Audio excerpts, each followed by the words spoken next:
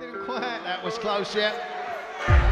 Tokkos very high there with his mouth. Big shot there. My friend, how are you doing? Great, how are you guys? Pretty good. So, yeah, Tuco, correct? Yep. Okay, so let's start with, tell us a little bit about your background and, how long you've been in martial arts.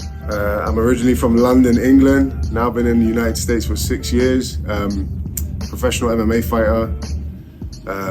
And I started my martial arts journey with jiu-jitsu, Brazilian jiu-jitsu.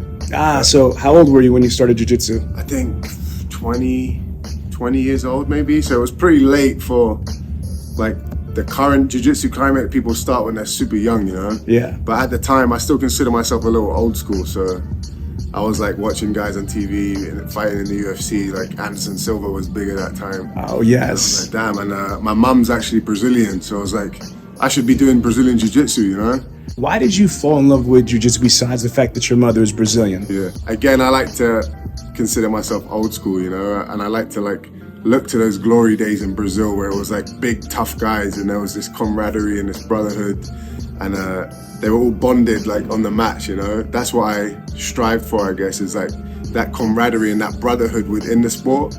And it's funny because the guys that you're with every day on the mats, you see them more than your own family, and they become your family.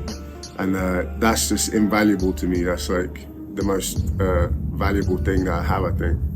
There's this misconception that when you do professional MMA or UFC, that you're a savage and you're just like a hothead and you want to just go murder people. But my experience is that true practitioners of the lifestyle of Brazilian Jiu-Jitsu, they are and can be violent, but they are humble, they're kind, they're beautiful people. What's your opinion? Yeah, I love that about the sport and where it's gone, especially in recent years. The best guys in the world are these like intellectual guys, these well-spoken, educated young men, and they're like the best competitors. Like that kind of old school tattooed guy with the Mohican, rah, they're dying out, Now it is like an intellectual sport, and that's why you see like the masses of people that do jiu-jitsu. You see lawyers, bankers, artists, like a wide array of different type of people.